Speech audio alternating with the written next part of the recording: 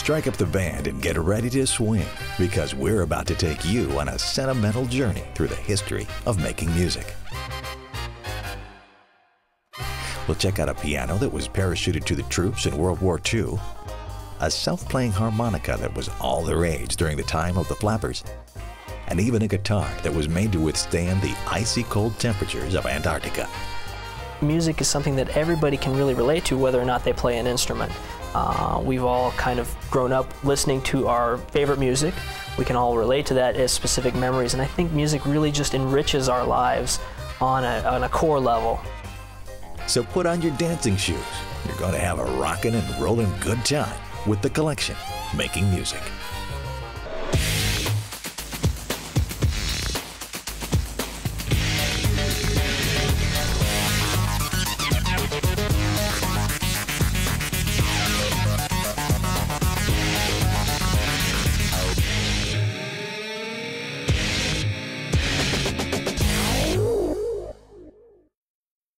Ever heard of Lea?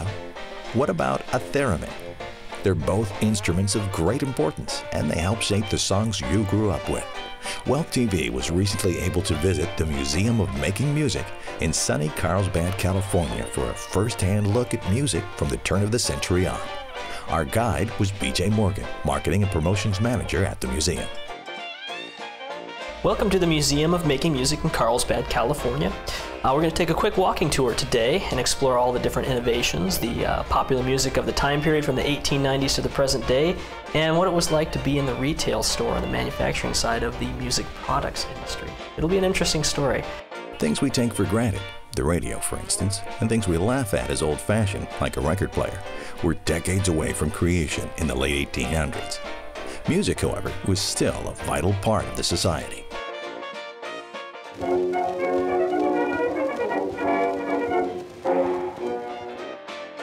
During this time period, in the early 1890s, the popular music revolved around folks like these, gentlemen who were in community and village bands. They would gather together. There's about 10,000 community bands across the nation.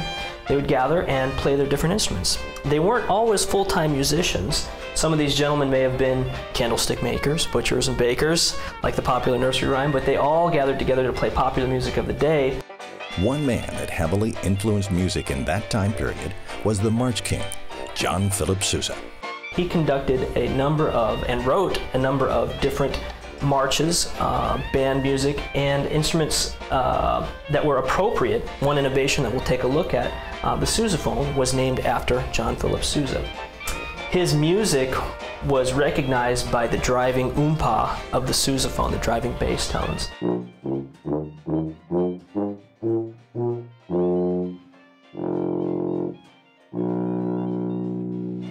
During this time, you would find village bands celebrating their own independence or celebrating the 4th of July by walking through the streets of their town and gathering in places like a gazebo that we're standing in right now and playing popular music, a lot of which was passed down by rote, also passed down by sheet music too at the time period. You can find other popular forms of music during this time period by gentlemen like Scott Joplin, who wrote many, many pieces of ragtime music, as well as different classical works, vocal works of the time period. Music was a lot different than that time period than it is nowadays, where you find a lot of popular music consisting of rap and hip-hop. They didn't have that back in the day. They didn't have radios, they didn't have the internet, and this was the main medium of transmitting that type of popular music, was village bands. And although they didn't have radios yet, there was an invention that would bring popular music into the home without physically playing it. One of my favorites is the player piano. A lot of families would have this here, and they would have it as kind of a status symbol sometimes, but also to be able to have that type of radio-like quality in the home. The player piano, actually an interesting fact too, was one of the top retailing products of the time period. Not just a musical product, but overall product, following closely by the bicycle and the sewing machine. It's interesting to see that music played such an important role in everyday life during that time period. And even though the player piano was such a top seller, it wasn't always so easy to actually purchase instruments. The retail environment back in the 1890s was much different than the retail environment nowadays. A lot of piano manufacturers were cropping up in New York, and a lot of the retailers were showroom floors, very, very elitist sometimes, where you'd have to have an invitation to go up into the floor. And before you could buy a piano, they may oftentimes check out your house to see where you're putting the instruments. Another thing that made it difficult to buy instruments was the way that they were produced. A lot of the manufacturers custom made their instruments, like the mandolins and guitars, depending on your arm length, your hand size, your height. All those different measurements went into play into crafting an instrument. Well, with the advent of the mass transit systems and the railroads moving cross country, a lot of manufacturers didn't actually meet their consumers. So they actually had to standardize a lot of those different practices. Coming up, we'll explore the jazzy history of the 1920s and how music was forever changed by the Great Depression. But before we go to break, here's an interesting fact you might not have known about the history of making music. Believe it or not, in the late 1800s, women were considered better candidates for marriage if they played the piano. So ladies, if you're single, you might just want to brush up on your piano skills.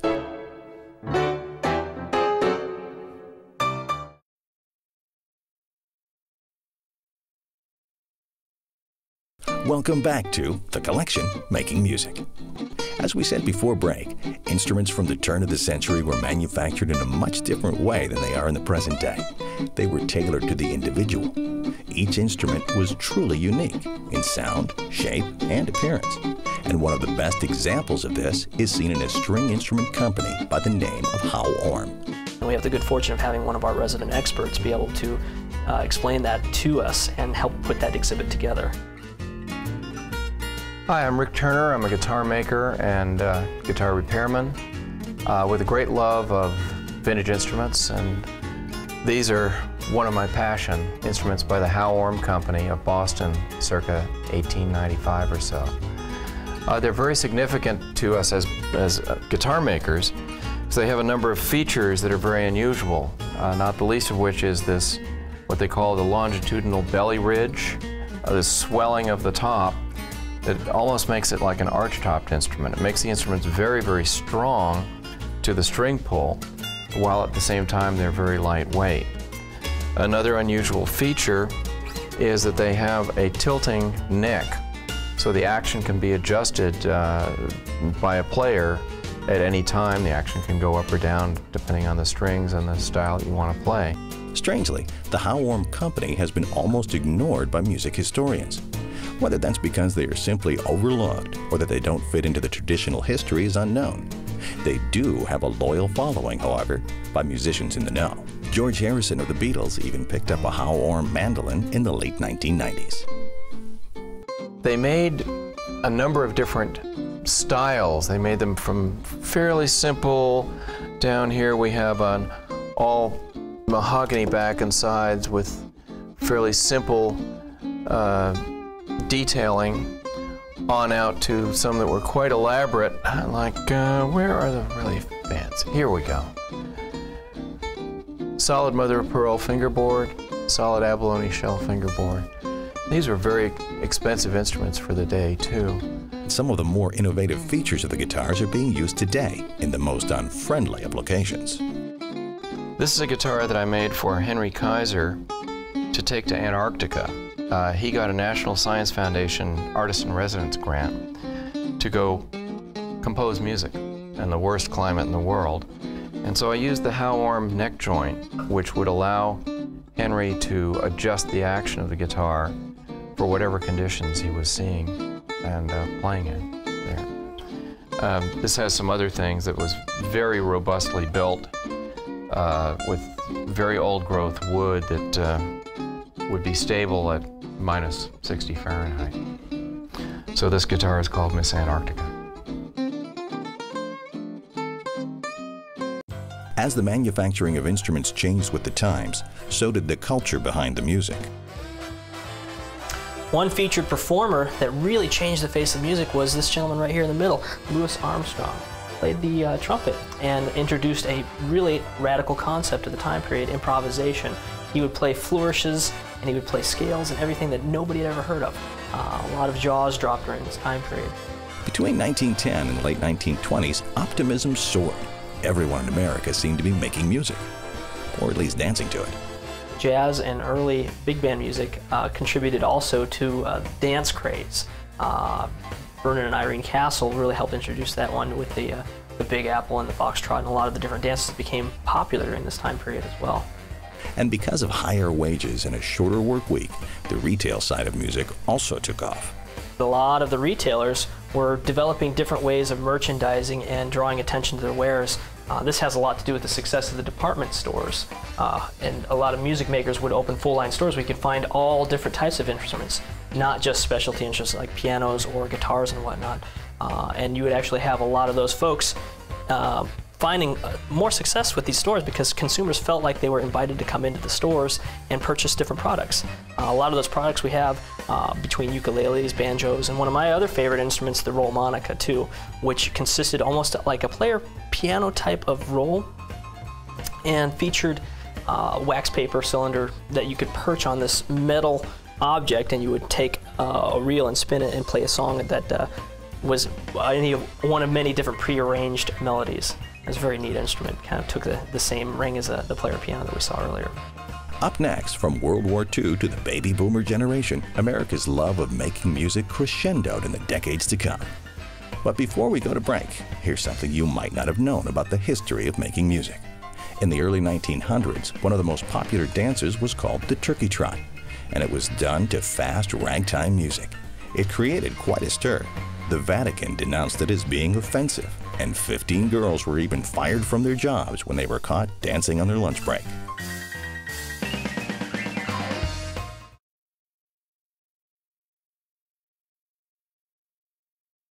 Thanks for watching The Collection, Making Music. Welcome back. In the 1920s and 30s, America embraced the music world, and many of the instruments that we use today found their start in these decades. One of my favorite innovations of the 1920s was this early RCA theremin, invented by a Russian scientist by the same name, Leo Theremin. It was the first instrument, one of the early electronic instruments, but the only instrument during the time period that you didn't touch to play. You actually waved your arms around. One portion of the instrument controlled volume, and the other portion controlled pitch. You can wave your hands and change the pitch and the volume of that instrument. If you think back to 1960 sci-fi movies with the spacey sounds, the eerie alien sounds, or ghost movies too, the theremin had played a signature role in creating those sounds.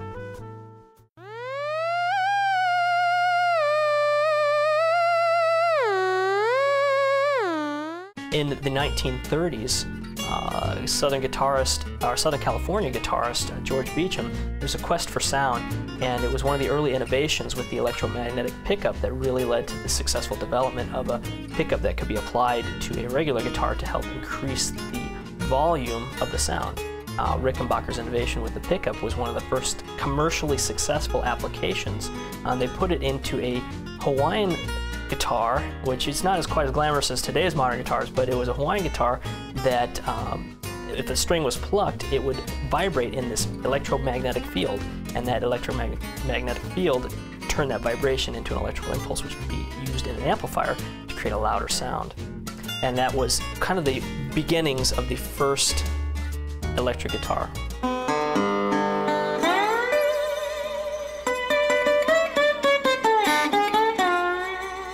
The optimism of the flapper years faded, however, as the Great Depression and World War II brought trials and tribulation to the U.S. And while many music businesses failed, melodies still filled the air as Americans turned to swing. A lot of folks were experimenting with new things to try and get their mind off the economic depression that America was suffering through at this time period. One innovation, well, I wouldn't call it an innovation, I just call it a development in popular music, was the big band and swing era. The bands became more expansive as the need for music to create a recreational pastime. That need grew out of a lot of people trying to forget their worries, trying to forget their woes, trying to go out and have a good time regardless of the poverty and despair that was happening at this time period. You'd find a lot of these different bands consisted of huge arrays of saxophone players, trombonists, drummers. They would travel cross country in buses and present their unique style of just massive sound to different cities across the United States. Stores had to adjust the way they marketed their wares during the Depression, People just didn't have the means to buy new musical instruments every couple of months. During this time, a lot of the music stores and manufacturers had to adapt to the changing economic conditions. You'd find a lot of teapots and waffle irons and toaster ovens in the music stores on one side. As you can see, kind of see behind me here, this illustration, you have a jewelry shop on one side, and then the music store portion of the shop on the other side too. In order to survive, a lot of those stores had to be able to become versatile and sell different items and accept different items. And World War II made it even more difficult for music makers, though some companies went above and beyond the call of duty. A lot of those manufacturers who were producing instruments that were quite popular had to undergo a lot of changes because of rationing. Folks weren't allowed to use steel or iron and many different raw materials that needed to go into the production. Guitar makers couldn't make the steel strings. Piano makers couldn't make the soundboards for their pianos. Though what happened is the government actually commissioned a lot of different manufacturers to specifically make instruments. And one such manufacturer here was the Steinway Company. And we have a special instrument here, the Steinway GI piano. They painted olive drab, made it a little more rugged so they could transport it to the front lines and keep the soldiers' morale up during that time period. One of the few manufacturers who could still produce instruments. Other manufacturers during that time period, like Gibson Guitar, I think they made wooden toys. C.G. Kahn, trumpet and brass instrument manufacturer, made compass casing parts. And another manufacturer, Baldwin Piano, they retooled their factory to produce wooden airplane wings during that time period as well. When the war ended, all the rationing and restrictions faded, and music sales soared, especially among the younger crowd. In the 1950s and 1960s, we saw a huge increase in the population of school-aged children because after the war, you have the baby boomer generation. This also fueled spectacular growth for a lot of the manufacturers. In fact, what happened is that popular music also affected those changes too. 1964, you had the Fab Four coming from across the pond on the Ed Sullivan Show, appearing for the first time, and their appearance on that show actually was a great tie-in with a lot of the manufacturers. The Ludwig company couldn't keep enough Black Oyster Pearl drum kits on the shelves in retail stores that because of Ringo Starr's appearance with it, and they actually had the name of the Ludwig company on the bass drum. It was the first time they could actually correlate direct sales with a really popular musician. The same with the Rickenbacker guitars, the Gretsch Countryman, and the Hofner violin basses that each of the Beatles played respectively. Besides the rock and roll craze fueling music sales, companies were thinking outside the box, and families were definitely responding. We see a lot of emerging electric guitar manufacturers like Fender and Gibson creating custom instruments and different instruments featuring a solid body design instead of a hollow body design. This caused electric guitars to feature unique shapes, unique sizes that were very unheard of. Also during this time, the baby boomer generation, with a lot more children in school, really had retailers focusing on a way to cater to those different groups with educational programs, with more instruments on the shelves and developing school lease programs.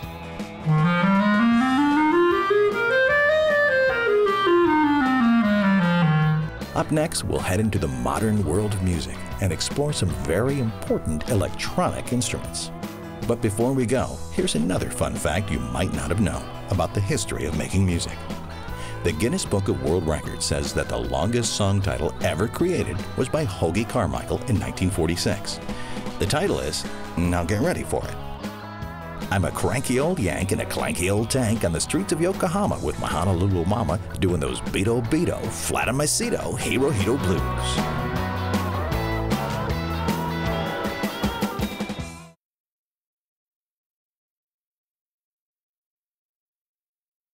Welcome back to the collection, Making Music.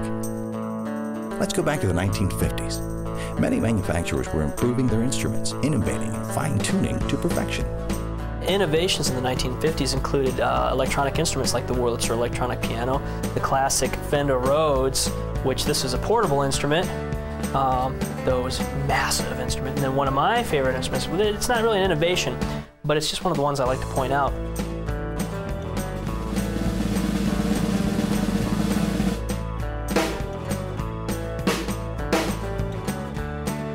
These drums actually incorporated another early innovation during this time period.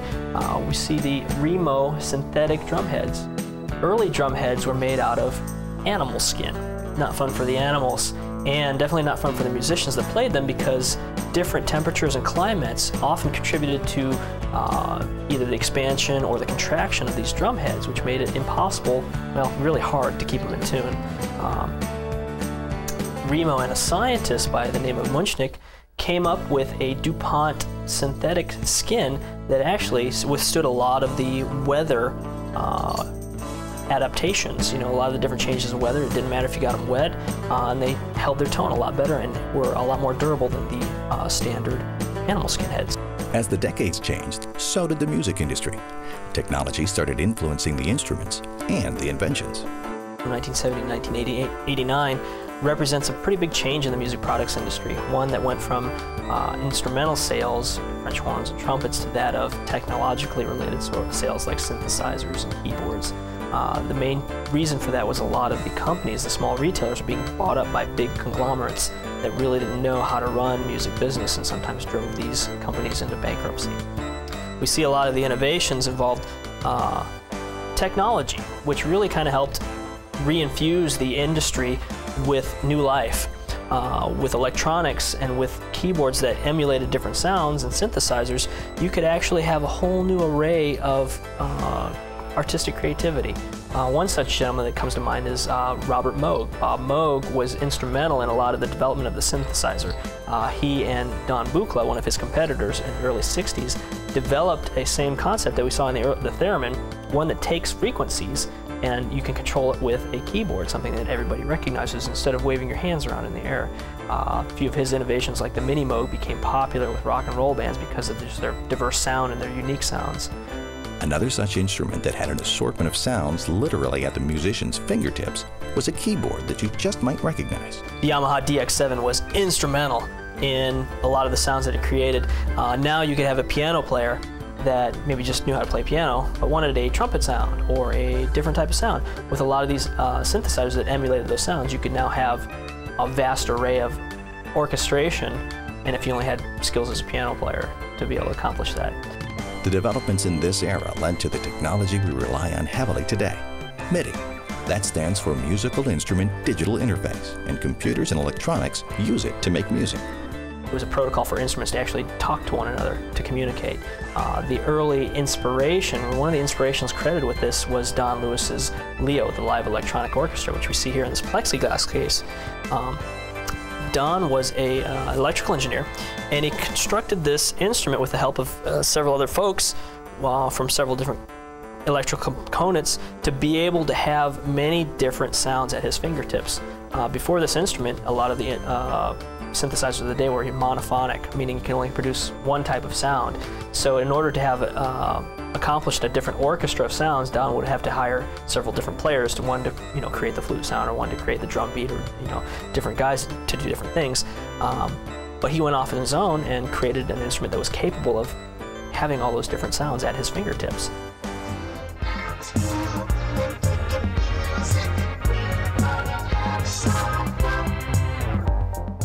Now that we've gone through the history of making music, why is it so important to keep the music alive? Music is playing a very important role in education. There's lots of studies that have been done that have correlated mathematical ability with music, different cognitive thinking and reasoning skills with music. And how do families get involved with the music world? For younger students and children, I think it really starts with the parents too as well.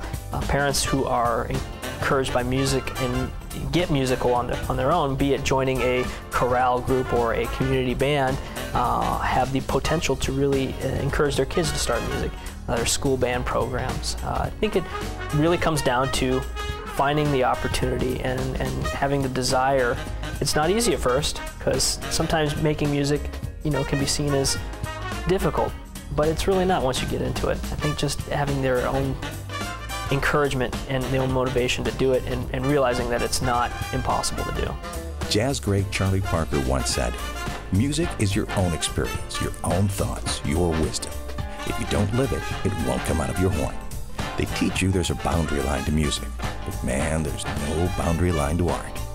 I think when it comes down to it, the reason music is important is that it really is a coloration to life. It makes it much more fruitful. I think without music, we would be going through a pretty bland existence. Thanks so much for watching this edition of The Collection. We hope you've had a swinging time. Make sure you join us next time for the most exciting collections the world has to offer.